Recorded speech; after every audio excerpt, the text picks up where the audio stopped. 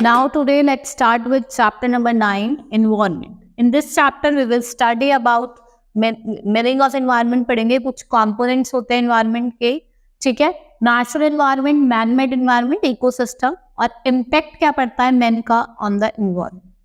Meaning of environment, the term environment is derived from French word involve जिसका meaning है neighborhood, ठीक है. आप simply कह सकते हैं we see our around surrounding is collectively called environment. ठीक है. These surroundings can be divided into categories. देखो अब इनको हमने दो कैटेगरीज में डिवाइड करा है, that is natural and man-made environment. अब हम कुछ कंपोनेंट्स की बात करते हैं. देखो कंपोनेंट्स हैं आपके एनवायरनमेंट के.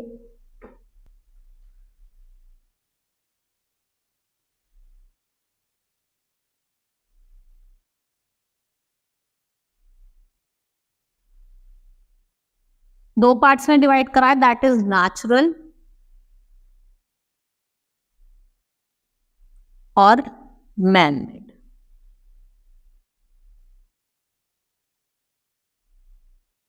जिसे हम ह्यूमन एनवायरनमेंट भी कहते हैं, ठीक है. नेचुरल एनवायरनमेंट में तो आपका क्या क्या आ जाएगा, आपका वाटर आ जाएगा, एयर आ जाएगा, लैंड आ जाएगा और कुछ अदर नेचुरल रिसोर्सेज आ जाएंगे. अगर हम बात करें ह्यूमन एनवायरनमेंट, जिसे हम मैनमेड एनवायरनमेंट भी कहते हैं, उसमें आपका मैनमेड, सोशल और ह्यूमन दोनों चीज आ जाएंगे, ठीक है. Now let's study with components of environment. सबसे पहले हम नेचुरल एनवायरनमेंट की बात करते हैं, जिसे हम फिजिकल एनवायरनमेंट भी कहते हैं.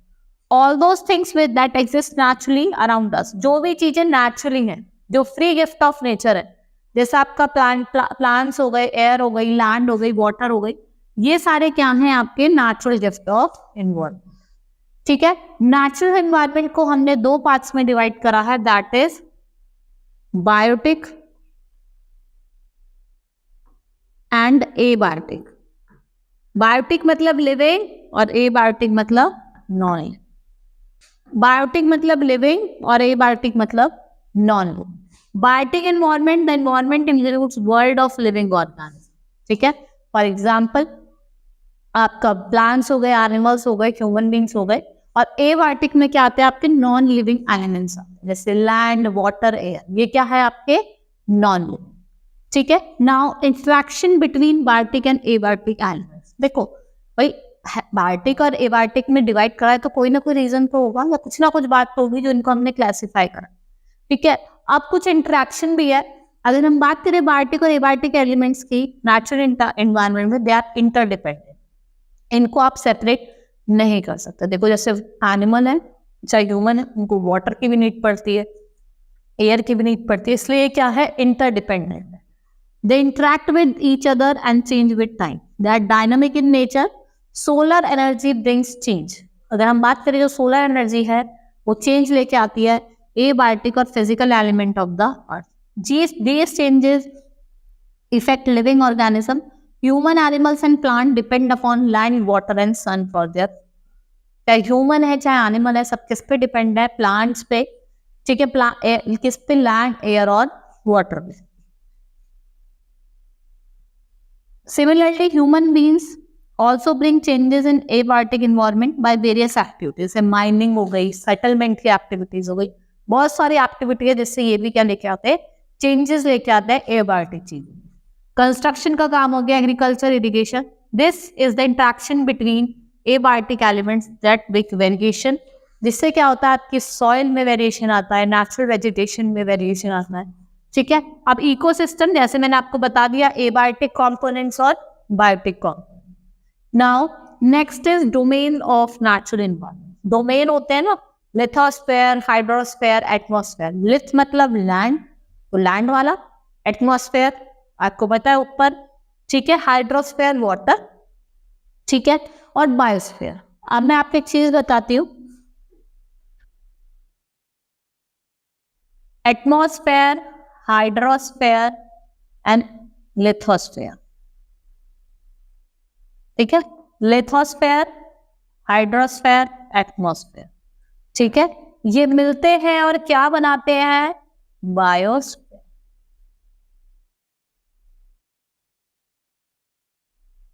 क्या बनाते हैं, बायोस्फेयर बनाते हैं.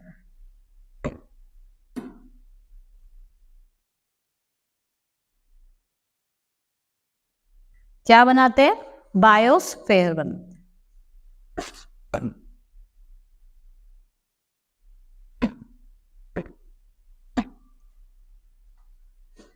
4 डोमेन्स हैं, रिलेम्स हैं, जैसे हम लिथोस्फेयर, हाइड्रोस्फेयर, एट्रोपोस्फेयर और बायोस्फेयर। सबसे पहले हम पढ़ेंगे lithosphere. Land is solid crust और hard top layer of the earth. It is made up of rock, mineral and is covered by thin layer of soil. Rock की बनी है, मिनरल की बनी है, और किससे कवर्ड है? एक लेयर ऑफ सॉइल। ये इरेगुलर सरफेस है विद वेरियस लैंडफॉर्म, जैसे आपको माउंटेन्स मिलेंगे लिथोस्फेयर पे, प्लेन्स मिलेंगे, वैलीज मिलेंगे। ठीक है, ये आपको forest, grasslands for grazing, land for agriculture, human settlement के लिए आपको क्या प्रोवाइड करती है? लैंड। ठीक है। Now hydrosphere is the part of earth surface which consist of water body. इसमें आपको वाटर बॉडीज मिलेंगी, जैसे लेक्स हो गए, ओशन हो गए, सीज हो गए, रिवर्स हो गए, वो आपको किसमें मिलता है? हाइड्रोस्फेयर में मिलते हैं, और ये एक मेजर पार्ट ऑक्यूपाई करते हैं। 70% of our earth is covered with water. We cannot imagine life on earth without water. The rain water in a form of river quenches the thirst of animal, birds. Rain also changes level of underground water.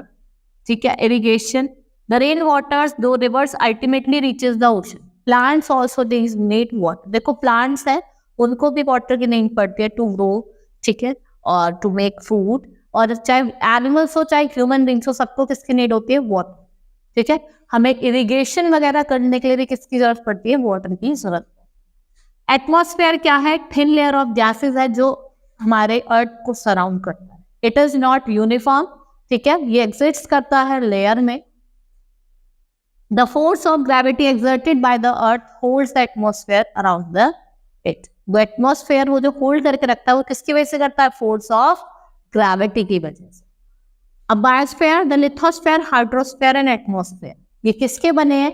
Non living matter के। लेकिन biosphere जो है वो किसका बना है? Living का।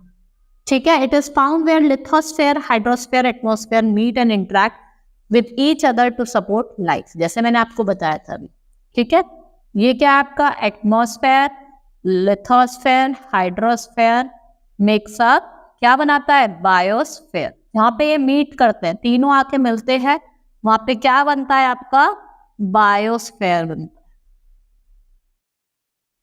ठीक है, क्या बनता है? बायोस्फेयर बनता है। ठीक है, now its existence has made the earth unique planet. The living organism in biosphere are very greatly in size and shape. और जो वेराइटी ऑफ लाइफ फॉर्म्स होती है इसको हम क्या कहते हैं? Biodiversity.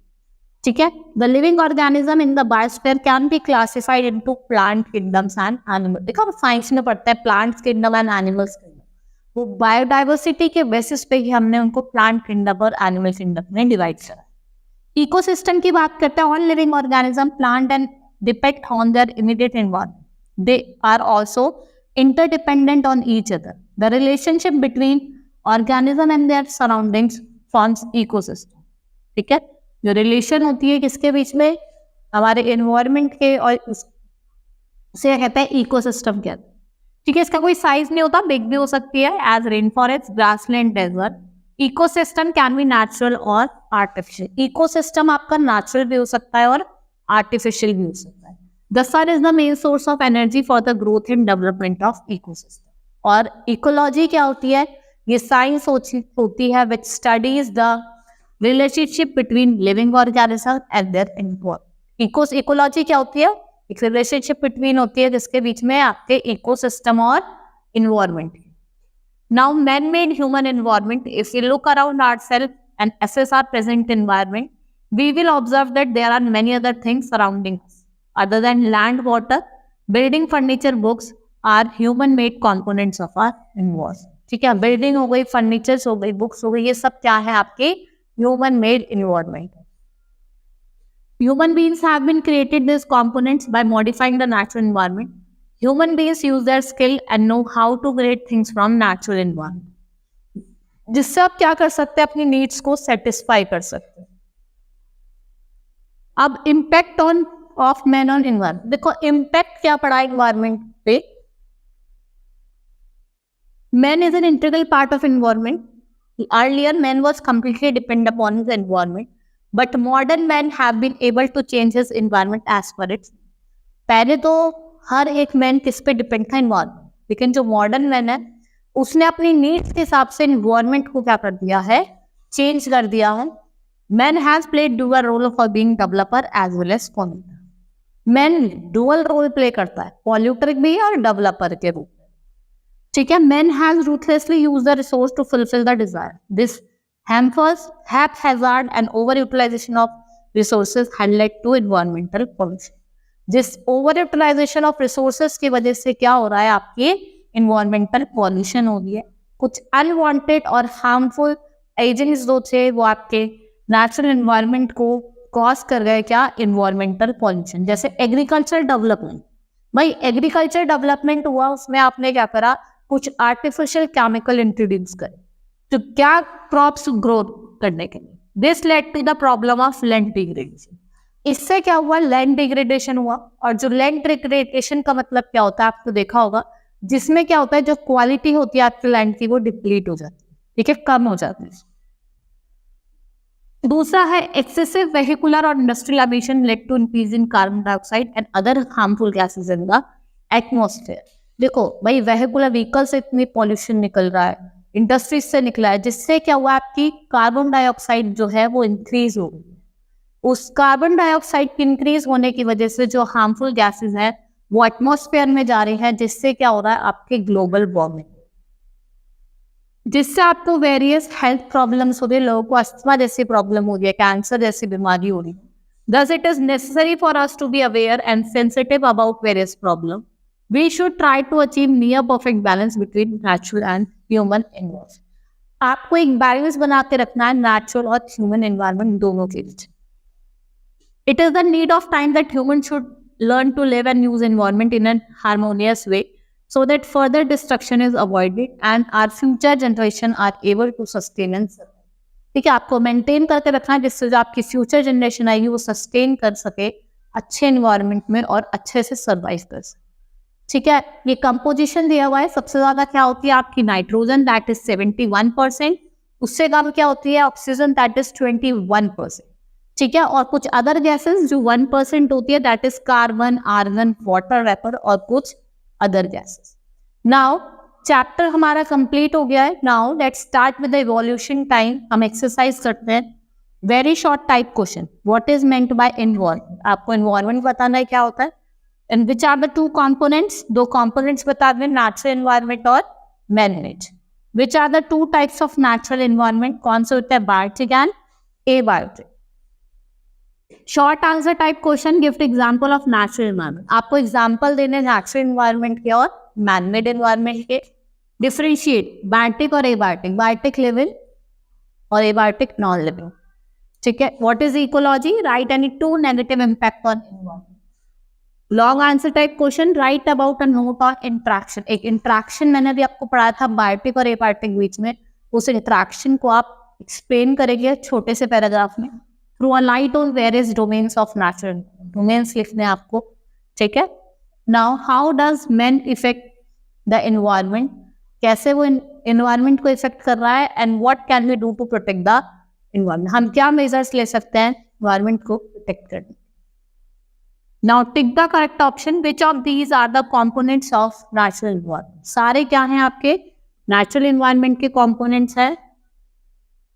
Which of these is example of abiotic component, इसमें से कौन सा कंपोनेंट एबायोटिक है, that is water. Which of these is dependent on land, air, water and sunlight for their survival? देखो ह्यूमन बीइंग्स, एनिमल्स, प्लांट, सबको क्या चाहिए, land चाहिए, एयर चाहिए, वाटर चाहिए। ठीक है, एक्सरसाइज हमारी कंप्लीट हो गई है, चैप्टर भी हमारा फिनिश हो गया है। We will start with the next chapter in the next class. That's all for today.